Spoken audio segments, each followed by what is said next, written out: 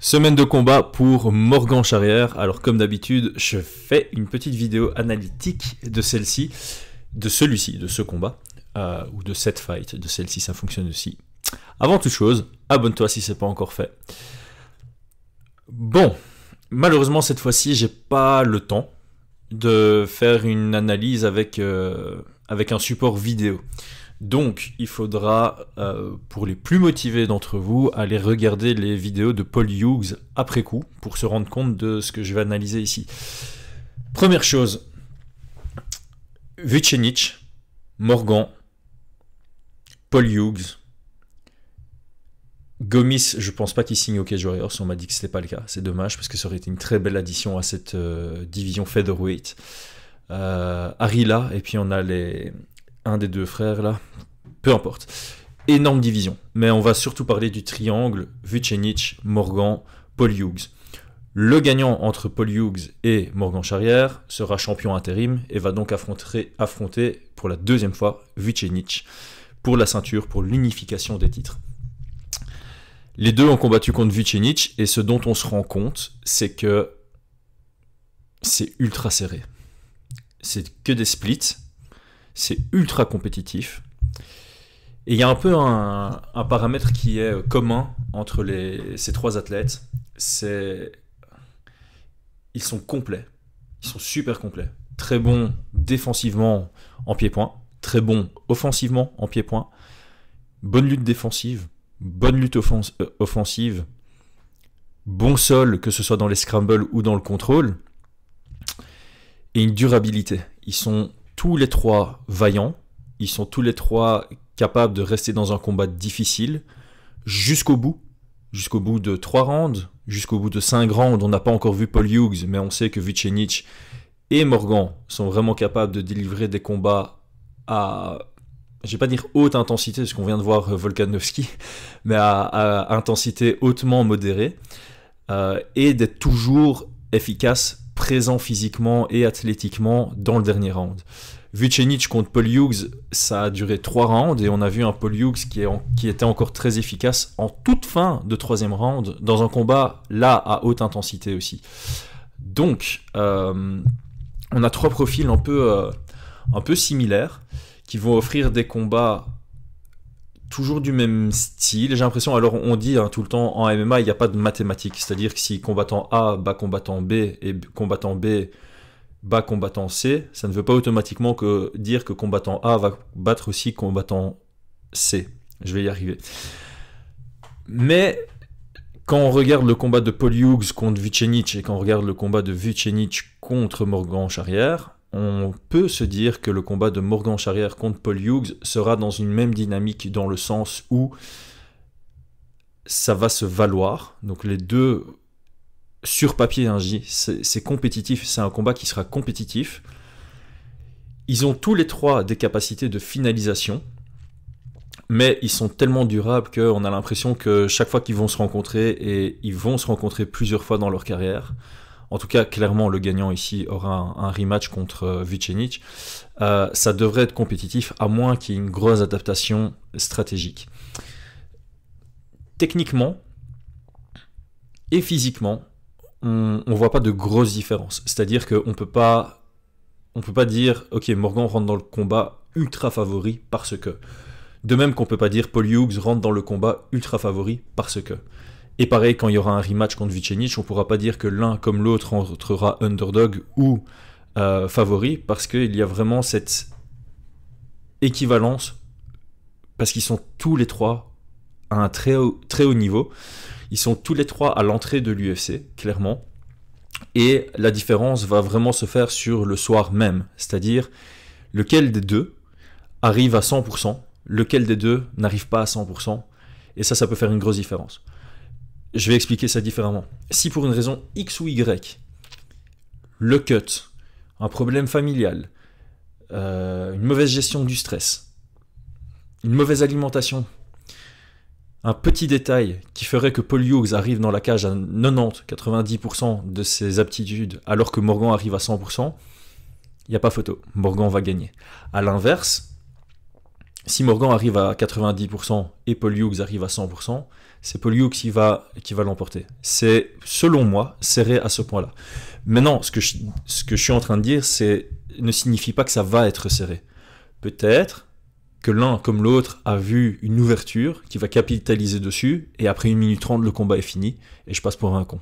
Merci à celui qui le ferait. On espère Morgan, évidemment. Donc, c'est juste pour que les gens se rendent compte du niveau qu'il y a.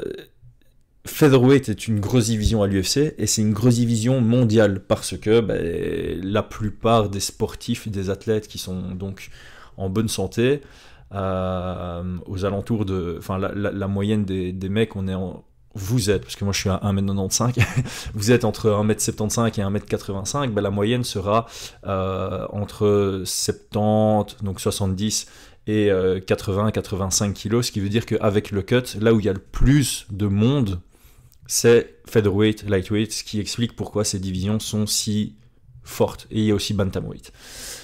Ok. Maintenant que l'introduction est faite, on va rentrer un tout petit peu plus dans les détails, parce que là, je survole pour faire mon introduction. Avant toute chose, j'ai encore vu pas mal de...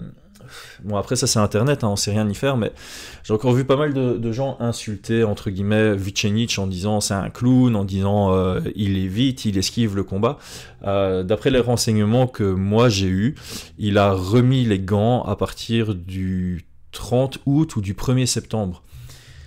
Clairement, après une longue convalescence pour un combat si difficile, 4 semaines de préparation, incluant la semaine de combat où on se concentre plus sur le weight cut que sur la préparation, c'est trop peu pour 5 rounds. On ne peut pas lui en vouloir d'avoir skippé. N'importe qui aurait été dans ses chaussures, tu prends pas le risque, tu prends pas ce risque. T'es OK Warriors, t'es champion, tu dois défendre ta ceinture, et tu sais qu'à chaque défense, la probabilité d'être signé à l'UFC augmente. Tu vas pas prendre un risque juste pour ne pas être insulté sur Internet par des clampins qui sont dans leur fauteuil, de perdre ta ceinture parce que tu as manqué de préparation. Donc voilà, ici, le combat est logique. Paul Hughes mérite ce shot à la ceinture intérim parce qu'il a eu un combat très serré contre Vucenic. On y reviendra parce que le premier round, il le gagne parce qu'il s'agrippe à la cage. Et du coup, je trouve que c'est amplement mérité que Vucenic remporte cette split.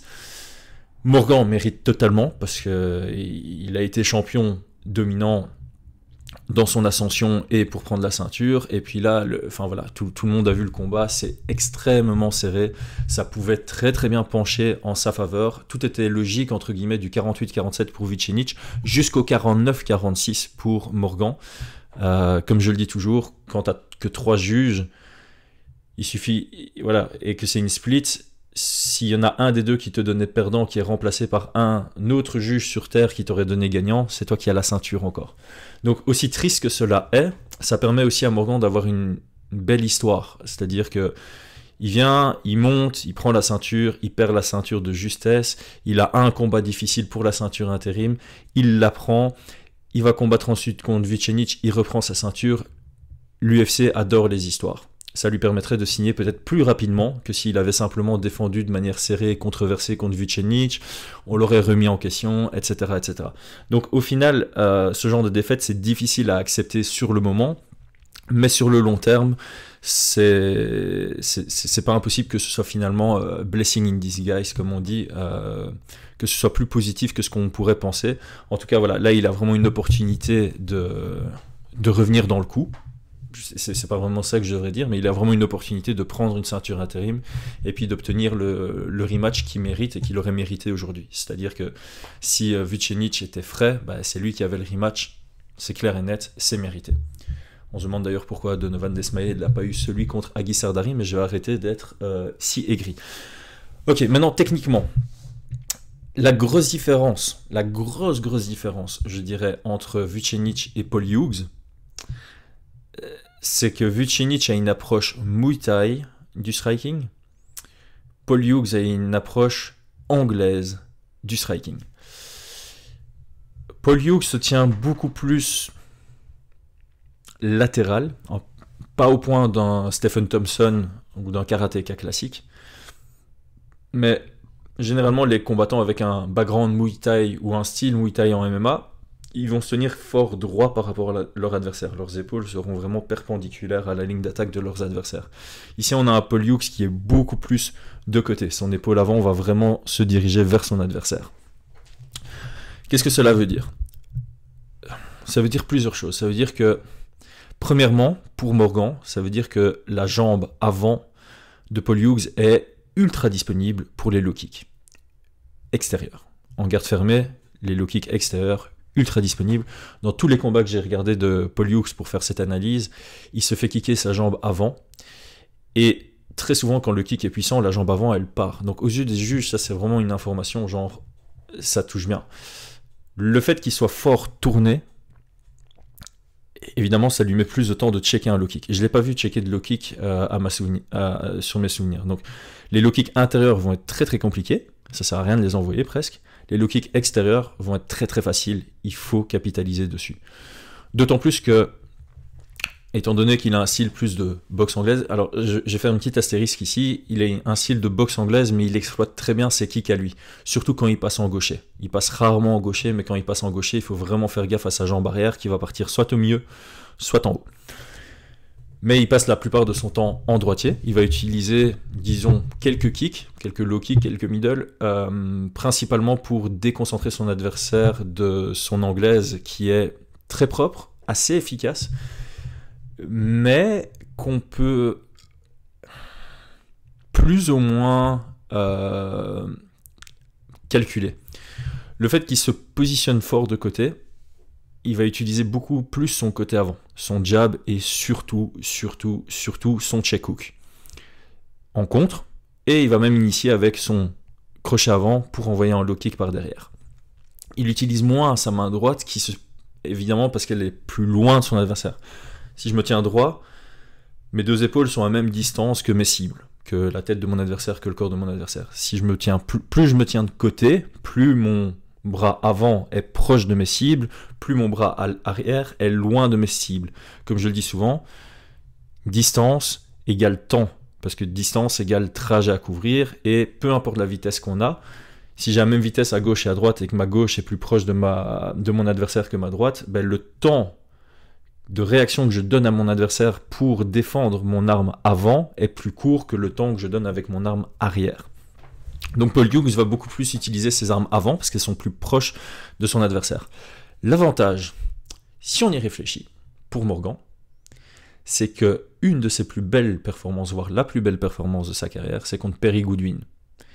Si vous vous souvenez de l'analyse que j'ai faite contre Perry Goodwin, on avait dit quoi? Il y a un élément qui va cartonner, les low kicks. Il y a un élément auquel il faut faire très attention, les check hooks. Paul Hughes, je ne vais pas dire que c'est exactement la même chose, tous les profils sont différents, mais grosso modo, une arme qui va très bien fonctionner, ce sont les low kicks, et on sait que Morgan sait très bien capitaliser sur les low kicks, on l'a vu contre Perry Goodwin, et les check hooks, on a vu un Morgan Charrière qui n'avait pas du tout été embêté par les crochets avant de Perry Goodwin. Il y a des choses à prendre ici, clairement, le jeu de feinte va pouvoir provoquer des check hooks dans le vent du côté de Paul Hughes. Et si on analyse bien le combat de Vucenic contre Paul Hughes, Vucenic a excellemment bien exploité ce réflexe défensif de Paul Hughes de reculer avec son check hook, comme Perry Goodwin là. Le direct plongeant pour passer en dessous du check hook et prendre en angle dominant, ça fonctionne super bien. Je vois très très bien Morgan travailler là-dessus. Alors, pour finir, il ne faut pas succomber à la pression. Paul Hughes, quand il est à l'aise, il ne va pas spécialement proactivement chercher la pression dès le début, mais une fois qu'il est à l'aise dans le combat, il va la chercher. Et dès qu'il la met, ça risque d'être compliqué. Paul Hughes, sous pression, est beaucoup moins efficace. Beaucoup moins efficace. Il a besoin d'espace pour s'exprimer. Il a besoin de se positionner par rapport à son adversaire pour envoyer ses frappes. Et il a besoin de se positionner à distance d'anglaise. Pour Morgan, il y a vraiment quelque chose à jouer à distance de kick et en contre en anglaise. Engagé avec des kicks, contré en anglaise. Le petit point aussi, j'ai oublié de dire, le petit point commun, on va dire, entre Paul Hughes, Vucenic et Morgan, et surtout entre Morgan et Vucenic, c'est qu'on a l'impression que chaque frappe qu'ils envoient est pour finaliser le combat. Ils envoient beaucoup de frappes sèches, lourdes, puissantes, et de temps en temps, on les voit surengagés. Paul Hughes, c'est également le cas, mais on le voit de temps en temps capitaliser sur des frappes plus... je vais pas dire propres techniquement, mais moins fortes, ce qui ne le fait pas surengager. Et comme je dis toujours, il vaut mieux toucher pas fort que ne pas toucher fort. Surtout en termes de dépenses d'énergie, etc., etc. Capitaliser de temps en temps sur des armes faciles, des jabs qui viennent toucher, qui viennent ennuyer, ça peut vraiment être efficace. Donc ici, ça peut être pas mal aussi pour changer le rythme. Si on a un rythme où on envoie tout le temps à 100%, l'adversaire s'en rend compte et il s'habitue à ce rythme-là, à cette vitesse-là. Quelqu'un qui va envoyer de temps en temps des frappes rapides, légères, ça va peut-être toucher et faire pas mal, mais ça va fuck up le timing qu'évalue l'adversaire. Donc ça peut être pas mal. Je pense sincèrement que là où il y a une plus grosse différence de niveau entre Morgan et Paul, c'est en pied-point. Je pense que c'est là que la différence peut être faite pour Morgan. En lutte, on a vu un Paul Hughes qui défensivement est très à l'aise. Peut-être que son attitude peut jouer contre lui. De temps en temps, il fait un peu le type, il fait un peu le Diaz, j'ai envie de dire. Il fait un peu le gars, genre, ouais, trop facile à défendre, je me mets dos à la cage, j'utilise à peine mes underhooks. Et peut-être que le fait qu'il soit fort dans l'attitude encore, ça peut créer des ouvertures pour un Morgan qui est vraiment physique et technique en lutte. Ce qui est sûr, c'est que les échanges en lutte, ça va être énergivore pour l'un comme pour l'autre.